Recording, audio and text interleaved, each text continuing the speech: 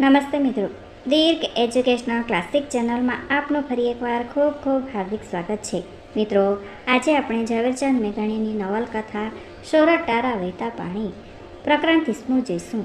તો ચાલો મિત્રો વિડીયો શરૂ કરીએ. બ્રહ્મ તેજ પસીને રેબ છે બે અસલી અરબી ઓલાદના ઘોડા તબડાક કરતા આવી પહોંચ્યા. બે અંગ્રેજ અધિકારીઓએ છલાંગ મારી ઘોડાના જીન છોડ્યા. તેઓના રેશમી ખમીસો રતુંબડા શરીરો સાથે પસીને ચોંટી ગયા હતા. ભૂખ અને તરસની તેમના પેટમાં લાઈ લાગી હતી. છતાં સો પહેલાં તેમણે પોતાના ઘોડાઓને જીગરજાનથી થાબડ્યા. ઘોડાના કપાળ પર બેટાને સખો બાપ પંપાળે તેવા પ્રેમથી તેમણે હાથ પસર્યા અને ઘોડાના નસકોરાનો જે વધુમાં વધુ પોચો ભાગ તે પર બેઉ જણાએ બચીઓ ભરી. બેમાંનો એક પોલિટેકનિકલ એજન્ટ હતો ને બીજો નવો આવેલ પોલીસ ઉપરી હતો. જૂના ખાનદાન સાહેબની લડાઈના સબ્બે બદલી થઈ ગઈ હતી. તે પછી બેઉ અફસરો ખાના જલ્દી ખાના લાવ ના પુકારા કરતા એ જંગલમાં બિચાવેલા રાવટીમાં મેજ પર ઢાળ્યા અને બટલર તેઓની સામે ફોજદારની તોછડાઈની કથા લઈ ઊભો રહ્યો. મોંની સીટીઓ બચાવી જંગલમાં મંગલ કરી રહેલા ગોરા સ્તંભ બન્યા.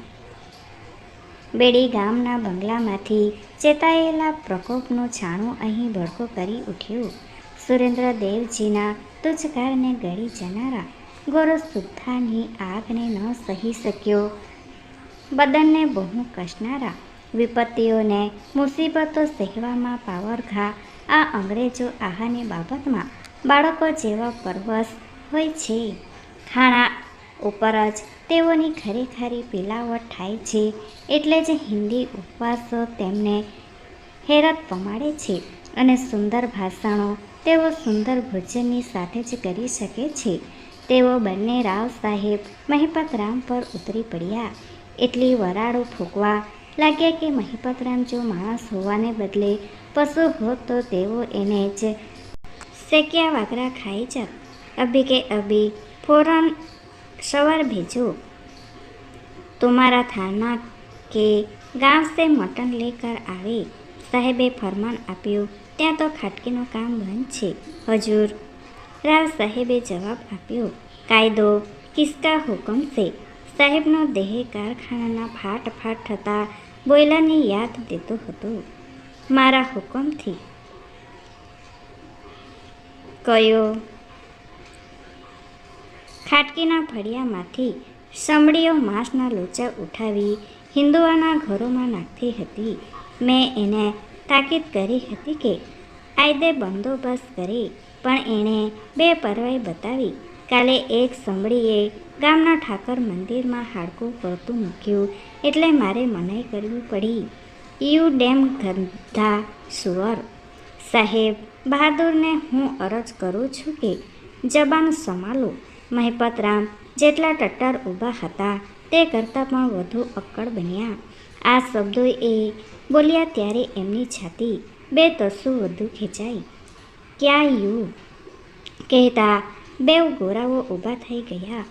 પણ નવું વિશેષણ ઉમેરે તે પહેલાં તો મહિપતરામે પોતાની કમર પરથી કિરીચ પટ્ટો ખોલ્યો. એ અણધારી ક્રિયાએ બોલતા સાહેબને હેપતાવ્યા ને કિરીટ પટ્ટો સાહેબની સન્મુખ ધરીને મહિપતરામે જવાબ આપ્યો. સાહેબ બહાદુર એક પણ અણ છાજતો બોલા ઉચ્ચારે તે પહેલાં આ સાંભળી લે ને મને ડિસ્ચાર્જ આપે. ખાકી કોટ બ્રીચીસ અને સોફામાં સૂપતો આ 52 વર્ષનો બ્રાહ્મણ સાહેબોની જીભને જાણે કે કોઈ ખેલા જડીને ખડો રહ્યો. સાહેબો ખમચ્યા. એ એક પળનો લાભ લઈને મહિપતરામે કહી નાખ્યું. આ કિરીટ સરકારે મને બકરા પૂરા પાડવાની તાબેદારી ઉઠાવવા બદલ નથી બક્ષિસ કરી. You are a same to your કિરીચ. તારી એ કિરીચને તે નામોશી કરી છે. એટલું બોલનારા બીજા અંગ્રેજની સામે મહિપતરામે શાંતિથી કિરીચ પટ્ટો છોડી દીધા ને કહ્યું, સાહેબ બહાદુરનો હવે શું હુકમ છે? તમારી ફોજદારી તોડી નાખવામાં આવે છે. તમને સેકન્ડ ગ્રેડ જમાદારીમાં ઉતારવામાં આવે છે. જવાબમાં મહિપતરામે પોતાને બઢતી મળી હોય તેવી અદાથી સલામ ભરી અને ઉપરી સાહેબે ફરમાન કર્યું, attention, about turn, quick March. હુકમ મુજબ હોશિયાર બની પાછા ફરી ઝડપથી પગલે મહિપતરામ રાવટી બહાર નીકળી ગયા. આ બધો શો ગજબ થઈ ગયો તેનું હવે ભાન આવ્યું. ફોજદારી તૂટી એ અમને જિંદગી તૂટ્યા બરાબર લાગ્યું. આવી બે ઇજ્જતથી કેમ લઈ જીવી શકાશે? જગતને મોડું સી રીતે બતાવી શકાશે? જૂનો જમાનો હંમેશા પોતાની ઇજ્જત વિશે જીવના મૃત્યુની લાગણી અનુભવતો. મહિપતરામ થાણામાં પાછા ફર્યા ત્યારે એકા સાદા પોશાકવાળો સવાર ઘોડો દોરીને ઊભો હતો. તેને મહિપતરામના હાથમાં એક સીલ કરેલ ચિઠ્ઠી મૂકી. માણસે ધીમેથી કહ્યું, એ ચિઠ્ઠીમાં મરદનું માથું છે, માથે જાળવજો કહીને એ ચાલ્યો ગયો. સમજો મહિપતરામે એ ચિઠ્ઠી સંડાસમાં જઈને વાંચી. અંદર લખ્યું હતું, બહાદુર સિપાઈ, આ દેશની દુર્દશા છે કે એક બહાદુર બીજા બહાદુરનો વિનાશ કારણ પ્રાણ લેવા નીકળેલ છે.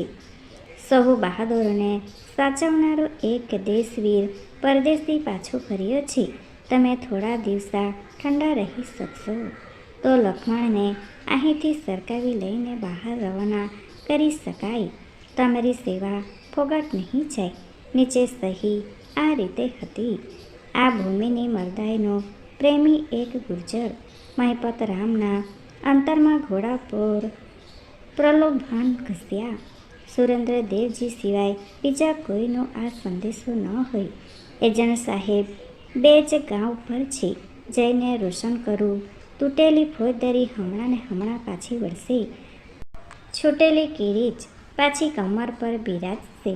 કેમ કે એજન્ટ વગેરે ગોરાઓને ઘેર તો આ ચિઠ્ઠી થકી ગોળના ગાડા આવશે. સુરેન્દ્રદેવની તુમાખી પર સહુને હાડે હાડ ધાજ ચડી ગઈ છે ને એમાં કરવામાં ખોટું પણ શું છે? એ તો મારી એક નોકરી તરીકે પણ ફરજ છે. મારી નિકમ હલાલીને લાજીમ છે કે બહાર વટ્યાને નસાડવાની આવી છુપી ફેરવી મારે પકડાવી દેવી. કેટલી બધી નાલાયકી કહેવાય આ સુરેન્દ્રદેવજીની કે એણે મારી સિપાહીગીરીમાં બાકરું પાડવાની હામ ભીડી. મને એ બહાર વટ્યાના પલાયનમાં ભાગીદાર બનાવવા માગે છે.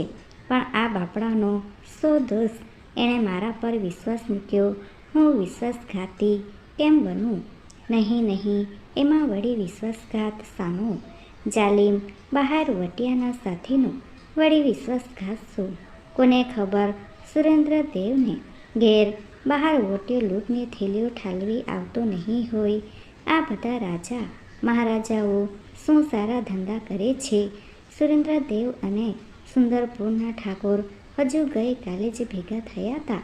તેનો ભેદ પણ ક્યાં નથી કલ્પી શકાતો. તેઓ બધા સરકાર વિરુદ્ધ કાવતરું પકવી રહ્યા છે ને હું રાજાઓનો કે સરકારનો? મારું સારું કરનાર તો સરકારને જ. ઉપરી સાહેબને તો મારી ઈદરાઈથી ક્ષણિકા રોષ ચડ્યો. બહુ તો તેઓએ મારી ફોજદારી લઈ લીધી. પણ આ ઠાકોર માયલો કોઈક હોત તો શું કરત, શું ન કરત? મને બદનામ તો કરત, ઉપરાંત રીબાવીને મારત. સરકાર તો આવતીકાલે મારી ફોજદારી પાછી પણ આપશે. સરકાર 1000 દરજ્જો સારી છે. પાડ એના કે અદના સિપાઈને પણ એણે ઠાકોરો ભૂપાલોનો દાણનાર બનાવ્યો ને વાંકી વળેલી અમારી કમરોને ઝુકાવવાનો વિસરાવી ટટ્ટર છાતીએ ઊભા રહેતા શીખવ્યું. આ કાવતરું કેવડું જોઈએ? કાંઈ નહીં, હું સુરેન્દ્રદેવનું નામ નહીં લઉં. મને ખબર જ ક્યાં છે. હું તો ચિઠ્ઠી રજૂ કરી દઉં. સંડાસમાંથી બહાર આવીને એણે ઘોડી પર ફરી સામાન નંખાવ્યો. રકાબ પર એક પગ મૂકે છે તે જ ઘડીએ મહિપતરામે એક તેલિયા બ્રાહ્મણની ટેલ સાંભળી મોટા સાથે વાસો રૂપિયા ટેલ પુકારતો બ્રાહ્મણ નજીક આવ્યો. એમ નહીં મહારાજ, મહિપત રામે પૂછ્યું. તમને જ્યોતિષ આવડે છે? હા બાપુ, કેમ ના આવડે. હસ્તરેખા એ પણ. આવો ત્યારે ઘરમાં. બ્રાહ્મણને લઈ પોતે અંદર ગયા. જઈને પૂછ્યું, કા જગા પગી? બ્રાહ્મણ વેશ ધરીએ કહ્યું, ફતેહ કરો, ચાલો ઝટ ચડો. શું થયું? એક પોતે ને બીજા 9-10 જણા બેફામ પડ્યા છે. ચંદરવાની ખેપમાં. બેફામ કેમ? કેમ શું? પેટમાં લાડવા પડ્યા. શેના લાડવા? અમૃતના તો ના જ હોય ને. એટલે કાંઈક ઝેરની ભૂખી મળી હતી. કોના તરફથી? હવે એ તમારે શું કામ? મેં મારા હાથે જ લાડવા ખવડાવી લથડિયા લેતા જોઈ કરીને અહીં દોટાવી છે. જગુડા મહિપત રામનું મોં ઉતરી ગયું. ઝેર ધીધું. નીકર, શું ઝાટકે ને ગોળીએ મારવો તો તમારે લક્ષ્મણને? હા જગુ. રામ રામ કરો ને. હવે તમારે વાતો કરવી છે કે ઝટ પહોંચવું છે? શું કરવા? બહાર વટિયા પર સુરાતન કરવા. જગુ પગી. તેમ ના મરદાઈ કરી. 7 વાર. પણ હવે હાલો છો. કોઈ બીજું પૂગી જશે તો તમે રહેશો હાથ ઘસતા.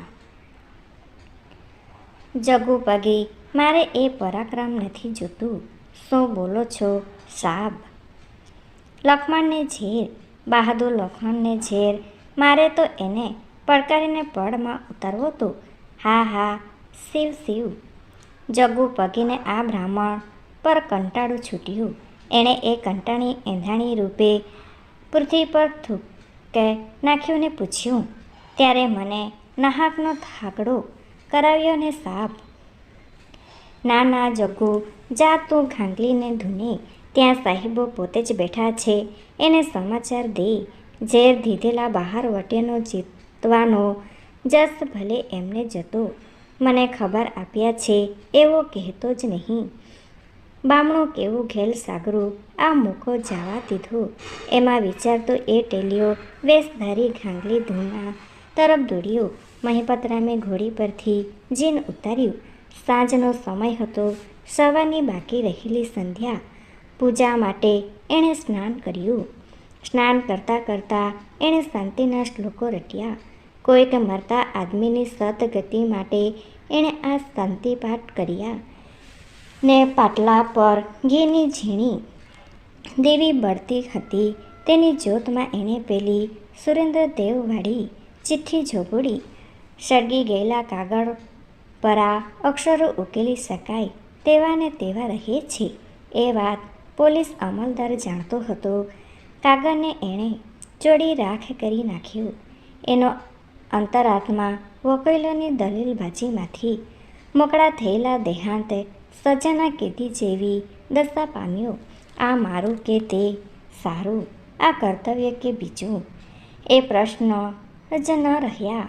પૂજાના બાજોટો પર જ બ્રાહ્મણનું બ્રહ્મ તે સાહેબોના ખાણાના મેજની સામે પ્રકાશેલ બ્રહ્મ તેજથી જુદી તરહે દૈત્ય માન થઈ રહ્યું. પોતાના અંબાજી માએ આજે એને એક મહાપાપમાંથી બચાવ્યું. સાચા બ્રાહ્મણની એ પરમ કમાઈ. Thanks for watching. Please subscribe my channel. Thank you.